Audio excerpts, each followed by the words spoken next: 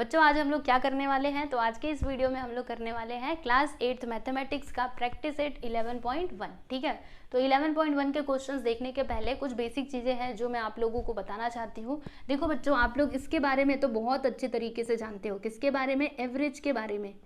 ठीक है, अगर आपको एवरेज निकालना है, जैसे आपको ऑब्जर्वेशंस दिए गए हैं उनका एवरेज निकालना है, तो आप कैसे निकालते थे, याद करो ज़रा। क्लास 7th में जाइए, 7th क्लास में क्या किया करते थे, चलो आप लोग को बताती हूँ। देखो जैसे यहाँ पर ना ये ऑब्जर्वेशंस दिए गए हैं 40, फिर यहाँ पे 20 है, यहाँ पे 30 है। ठीक है, अब इसका एवरेज आप लोगों को बताना है ना। एवरेज कैसे बताएंगे, तो देखो यहाँ पे हम लिखेंगे average which is equal to, ये जो सारे नंबर्स दिए गए हैं ना इनको हम लोग प्लस कर देंगे ऐसे, 40 + 20 + 30। ठीक है बच्चों, और इसको डिवाइड किससे करना है, तो ये कितने ऑब्जर्वेशन है काउंट करो, 1 2 3, 3 है ना, तो हम क्या करेंगे ये 3 से डिवाइड कर देंगे। ठीक है, मतलब जितने नंबर्स रहते हैं ना बच्चों उससे क्या करने का, डिवाइड करने का। ठीक है, अब इन सभी को प्लस करो, कितना हो जाएगा, तो 30 20 50, 50 और 40 कितना होता है बच्चों, 90 होता है। तो यहाँ पर हम क्या लिख देंगे, 90 अपॉन में क्या आएगा, 3। ठीक है, अब इससे इसको डिवाइड कर दो, तो 3 1 3, 3 3 9, बोलो कितना आ गया, 30। तो एवरेज यहाँ पे कितना आया बच्चों, 30 आया। ठीक है, तो अगर आपको इस तरीके से नंबर्स दिए गए हैं यानी कम ऑब्जर्वेशंस दिए गए हैं, तो उसके लिए ये मेथड तो एकदम अच्छा है ना। इस तरीके से आप एवरेज निकालो, कोई प्रॉब्लम नहीं है। लेकिन इसके जगह पे अगर आपको बहुत सारे नंबर्स दिए गए रहते हैं, जैसे कि मैं आपको बताती हूँ, यहाँ पे मैंने लिखा 4 2 3, फिर से 4 आ गया, फिर इधर 5 आ गया, फिर से 4 आया। ठीक है, फिर यहाँ पे 6, यहाँ पे 7 है, फिर जाके 8, फिर से 7 आ गया, फिर 7 आ गया, फिर से 7 आ गया, फिर यहाँ पे 9 आ गया, 10 आ गया। ठीक है, इस तरीके से अगर नंबर्स दिए गए हैं तो क्या इसके लिए भी ये मेथड मतलब अच्छा रहेगा। तो देखो बच्चों आपको एक बात बताती हूँ, यहाँ पे अगर आप ध्यान से देखेंगे तो ये जो 4 है ना ये कितने बार आया है, देखो 1 2 3 4 बार आया है। ठीक है, और ये देखो 7 भी बार बार रिपीट हुआ है कि नहीं, और कुछ यहाँ पे रिपीट हुआ है, आप लोग देख सकते हो, और कुछ भी तो रिपीट नहीं हुआ है, लेकिन ये 4 और 7 क्या हो रहे हैं बच्चों, रिपीट हो रहे हैं। ठीक है, तो आप लोग को एक बात बताती हूँ, सुनो ध्यान से। अगर आप ये वाले मेथड से करोगे तो आपको क्या करना पड़ेगा, ये जो 4 है ना इसे आपको पूरा लिखना पड़ेगा, जितने बार है उतने बार आपको इस तरीके से लिखना पड़ेगा। ठीक है, फिर ये 7 को भी लिखना पड़ेगा, बाकी ये सारे नंबर्स भी आपको यहाँ पे लिखने ही पड़ेंगे, है ना। तो अगर आप ऐसे करने जाओगे तो ये कितना लंबा हो जाएगा, आप ही जरा सोचिए, है ना। और इससे भी ज्यादा अगर नंबर्स रहे तो आप कितना लिखते बैठोगे, है ना, तो वो सारी चीजें पॉसिबल नहीं है। तो इसके लिए क्या किया गया बच्चों, ये टेबल वाला मेथड जो है ना इसको इंट्रोड्यूस किया गया। इससे क्या होता है, हमारा जो कैलकुलेशन है वो आसान हो जाता है, मतलब हमको इस तरीके से एवरेज निकालने की जरूरत नहीं पड़ती। हम लोग क्या करते हैं, टेबल बनाते हैं, कॉलम्स बनाते हैं और सारे वैल्यूज को इधर पुट करते हैं और फिर जाके हम आसानी से एवरेज निकाल लेते हैं। ठीक है बच्चों, तो समझे ये टेबल वाला मेथड क्यों आया। अब इसमें क्या करना होता है आपको पता चलेगा जब भी हम लोग इस टाइप के क्वेश्चंस को सॉल्व करेंगे तब। ठीक है, अब एक और बात समझ लीजिए, ये जो एवरेज है ना बच्चों इसका क्या नाम होता है, सुनो। जो हम लोग यहाँ पे मतलब प्रैक्टिस सेट 11.1 में जो हम यूज करने वाले हैं, अरिथमेटिक मीन इसको बोला जाता है। क्या बोला जाता है, अरिथमेटिक मीन। और सिंपल तरीके से बोलना है तो ये बोल दो मीन, जिसको हम लोग दिखाते हैं x बार से। ठीक है, मतलब एवरेज का ही नाम क्या है बच्चों, अरिथमेटिक मीन। और ये नहीं बोलना तो खाली बस मीन बोल दो, जिसको हम लोग x बार से रिप्रेजेंट करते हैं। ठीक है, इतनी बातें आपको समझ में आ गई। अब चलिए हम लोग डायरेक्टली क्वेश्चंस पे चलते हैं। तो देखो बच्चों यहाँ पे क्वेश्चन नंबर 1 में क्या इन्फॉर्मेशन दी गई है, the following table shows the number of saplings planted by 30 students, fill in the boxes and find the average number of. देखो एवरेज जब भी बोला फाइंड आउट करने के लिए, यानी आप समझ जाइएगा कि आपको क्या फाइंड करने बोला गया है, मीन, क्योंकि मीन एंड एवरेज दोनों का मतलब क्या होता है, सेम होता है। ठीक है, तो हमें यहाँ पे मीन निकालना है, number of saplings planted by each student, यानी कि देखो बच्चों ने क्या किया, मतलब पौधे लगाए। ठीक है, 30 बच्चों ने।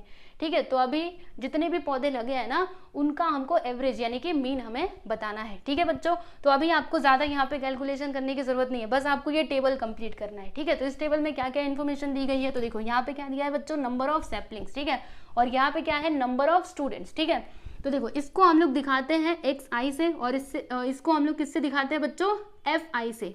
इसका मतलब फ्रीक्वेंसी होता है, और ये क्या है, ये आपका स्कोर है। ठीक है, तो यहाँ पे देखो स्कोर में क्या दिया गया है, 1 2 3 4, और यहाँ पे क्या है, नंबर ऑफ स्टूडेंट्स। इसका मीनिंग क्या है वो आप समझिएगा, जैसे कि एक सैपलिंग्स कितने बच्चों ने लगाए, तो 4 बच्चों ने। ठीक है, फिर 2 पौधे कितने बच्चों ने लगाए, तो 6 बच्चों ने। ठीक है, 3 पौधे कितने लोगों ने लगाए, तो 12, फिर 4 किसने लगाए, मतलब कितने नंबर ऑफ स्टूडेंट्स ने लगाए, तो 8। समझ पा रहे हो कि नहीं। और यहाँ पे ये वाले कॉलम में क्या है, fi इंटू एक्स आई, यानी हमें क्या करना होता है, इन दोनों का मल्टीप्लाई करके इधर लिखना होता है, ठीक है ना। तो यहाँ पे देखो बच्चों इन्होंने क्या किया, इधर fi कितना है 4, ठीक है, तो यहाँ पर देखो मैं 4 लिखती हूँ, फिर मल्टीप्लाइड बाई क्या है xi, तो देखो इसके करस्पॉन्डिंग xi क्या है बच्चों 1, तो यहाँ पर मैंने क्या लिखा 1, 4 इंटू 1 करेंगे तो क्या आएगा 4, देखो यहाँ पे ऑलरेडी 4 लिखा गया है ना, क्या किया, इन दोनों का मल्टीप्लाई कर दिया। वैसे ही हमको आगे भी करते जाना है, देखिए यहाँ पे क्या है 2, यहाँ पे क्या है 6, इन दोनों का मल्टीप्लाई करके हमको इधर लिखना है, ठीक है। तो 6 2 सा क्या होता है बच्चों 12 होता है, यहाँ पे लिख दीजिएगा 12। फिर 3 इंटू 12 करना है, तो 12 3 सा क्या होता है 36 होता है, यहाँ पे हम क्या लिख देंगे बच्चों 36। फिर 8 इंटू 4 कर दीजिए, तो 8 4 सा क्या होता है 32, ठीक। अब हमें क्या करना है, तो इन दोनों कॉलम्स का टोटल करना है। याद रखना जब आप इसका टोटल करोगे तो बच्चों आपको क्या मिलेगा, n मिलेगा, ठीक है। तो चलो इसका टोटल करते हैं, 12 और 8 कितना हो जाएगा 20, 20 और 6 26, 26 4 30, तो यहाँ पे आ गया बच्चों 30। तो ये आपको क्या मिला, n मिला, यानी कि फ्रीक्वेंसी का टोटल। अब इसका टोटल कर लेते हैं, और याद रखना जब इसका टोटल मिलेगा तो आपको कैसे इसे दिखाना है, देखो ऐसे, इसको कैसे पढ़ा जाता है आप समझ लीजिए, ऐसे देखो, ऐसे लिखा है ना ये और ऐसे, ठीक है।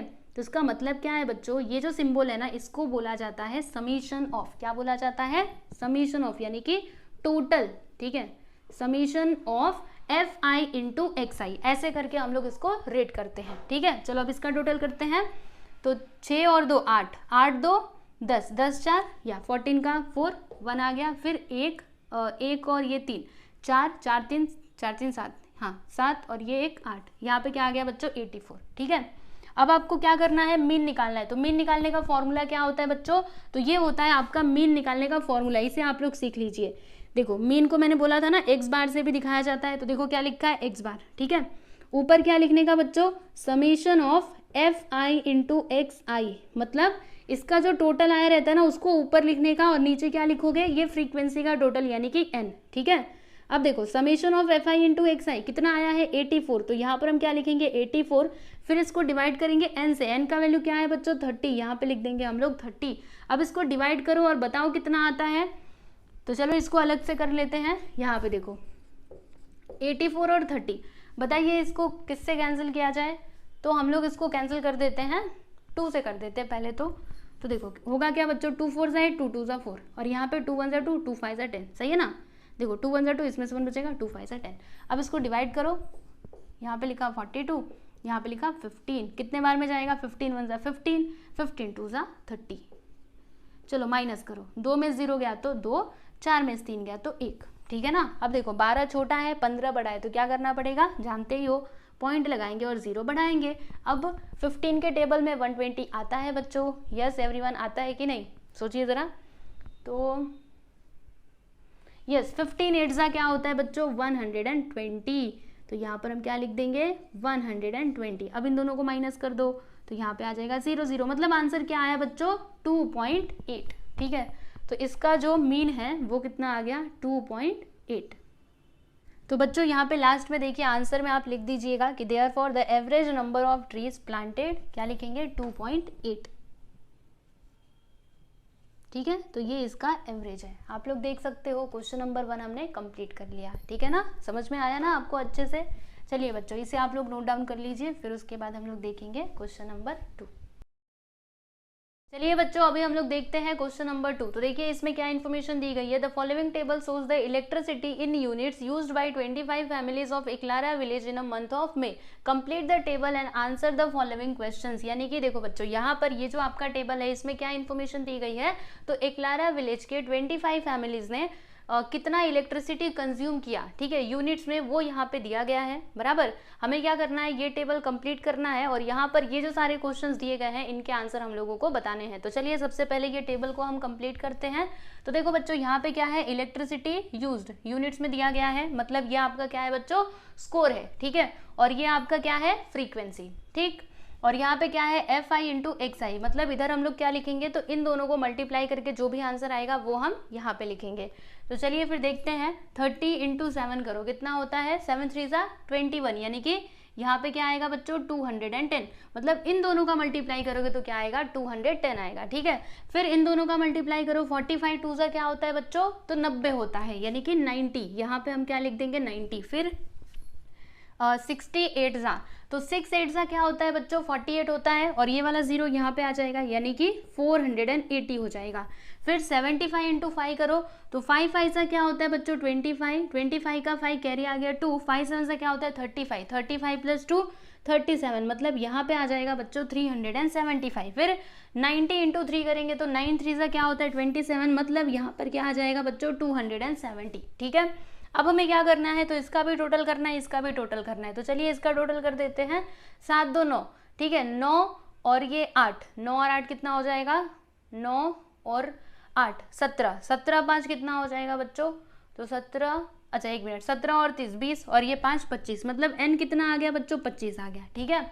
अब इसका टोटल कर लेते हैं जल्दी से, तो 0 0 0, ये रहा 5, यहाँ पे आ गया 5, ठीक है। देखो 0 0 0 5 और ये 0, तो 5 ही होगा ना। फिर 9 1 10, 10 और 8 18, 18 और ये 7, एक मिनट 18, फिर ये 7 7 14, चलो इन सभी को प्लस करो, 8 4 12, 1 आया 1 2 और ये 3, मतलब क्या आ गया बच्चों 32, 32 का 2, फिर कैरी 3 आ गया। उसके बाद क्या हो जाएगा 2 4 2 6, 6 3 9, 9 2 11, 11 और 3 कितना होता है 11 12 13 14, मतलब यहाँ पे आ जाएगा बच्चों 14, यानी इसका टोटल कितना आ गया, तो 1425, ठीक है। अब चलिए बच्चों हम लोग एक एक करके क्वेश्चन देखते हैं और उनके आंसर बताते जाते हैं। तो पहला क्वेश्चन क्या है कि how many families use 45 units electricity, यानी हमें ये बताना है कि कितनी फैमिलीज ऐसी हैं जिन्होंने इतना यूनिट्स इलेक्ट्रिसिटी क्या किया बच्चों यूज़ किया, ठीक है। तो 45 यूनिट्स कहाँ पर है, ये देखो यहाँ पे इलेक्ट्रिसिटी यूज्ड यूनिट्स में यहाँ पे दिया है ना, तो देखो इसकी फ्रीक्वेंसी क्या है बच्चों 2 है ना, यानी 2 फैमिलीज ऐसी हैं जिन्होंने इतने यूनिट्स इलेक्ट्रिसिटी को कंज्यूम किया, ठीक है। तो यहाँ पे आंसर आप कैसे लिखोगे, देखिए यहाँ पे लिख दीजिएगा कि 2 फैमिलीज यूज 45 यूनिट्स इलेक्ट्रिसिटी, बस, मतलब हाउ मेनी के प्लेस पे 2 लिख दीजिए, आपका काम खत्म।